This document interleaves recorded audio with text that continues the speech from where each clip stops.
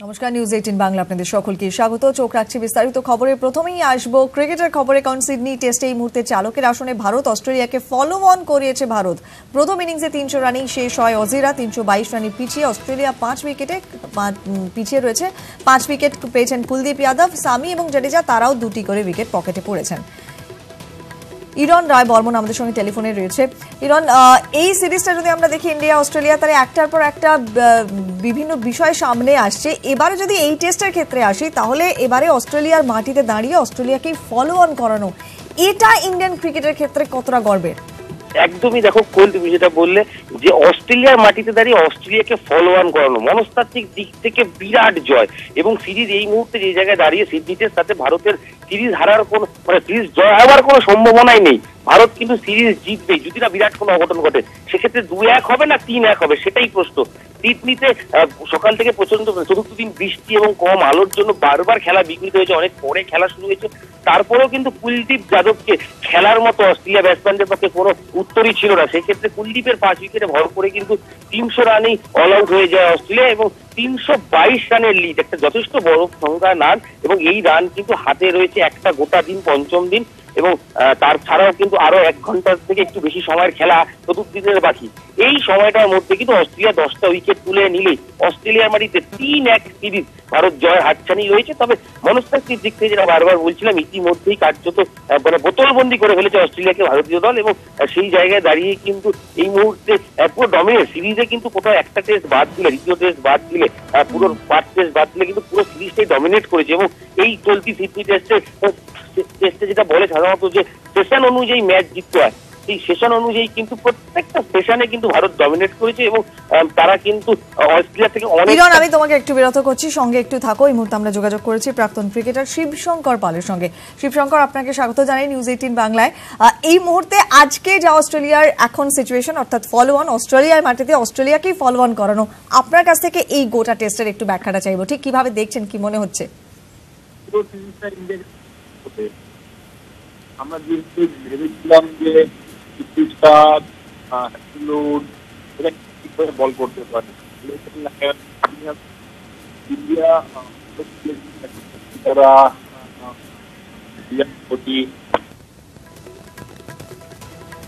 শিবশঙ্কর, আপনি যেখানে আছেন একটু যদি সরে কথা বলেন, আপনার কথাটা ঠিক স্পষ্ট আমরা শুনতে পাচ্ছি না। আমরা আবারও যোগাযোগ করার চেষ্টা করছি।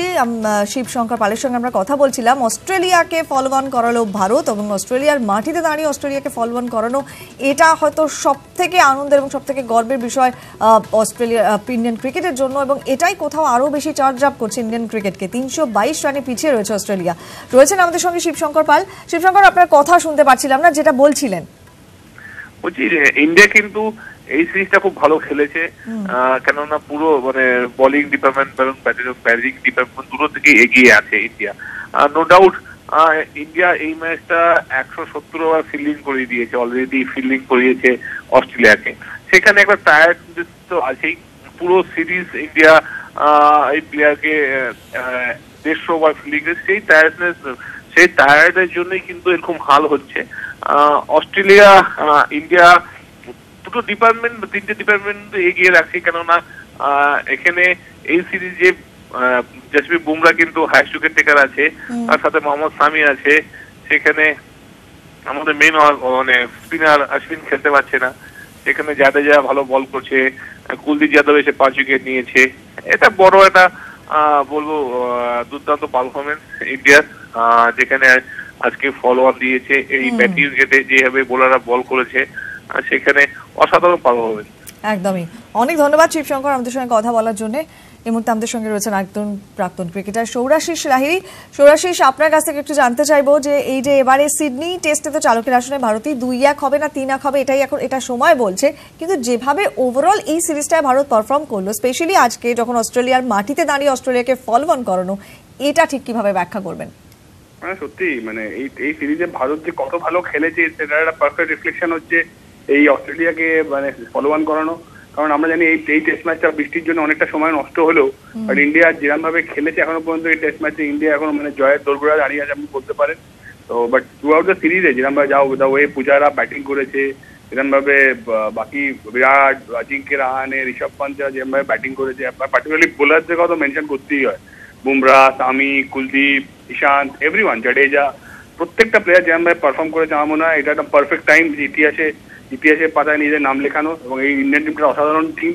আমার মনে হয় এই যে সিরিজটা যে ইন্ডিয়া জিততে চলেছে অস্ট্রেলিয়ার মাটিতে, এটা একটা নতুন একটা ট্রেন্ডের সূত্রপাত এখান থেকে হতে চলেছে। আমার মনে হয় বিরাটের এই টিমটা ওয়ান্ডারফুল টিম এবং এই টিমটা অনেক নতুন ইতিহাস লিখবে বলে আমার দৃঢ় বিশ্বাস।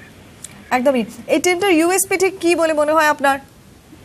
এরা সকলেই ইন্ডিয়ান, এরা পুরো টিম গেম, এরা পুরো টিম স্পোর্টস সবসময় ইম্পর্টেন্ট, টিম গেম খেলা যায়। 1 থেকে 11 জনে সবাই কোনো না কোনো সময় জয়ের একটা ভূমিকায় নিজের কন্ট্রিবিউশন রাখে। এই টিমটা তাই করে, যখন দরকার পড়ে যেই সময় কেউ না কেউ নিজের হাত তুলে দলকে বিপদ থেকে রক্ষা করে। এই টিমটাই দেশের সবচেয়ে বড় ইউএসপি। অনেক ধন্যবাদ শুভরাশিস আমাদের সঙ্গে কথা বলার জন্য।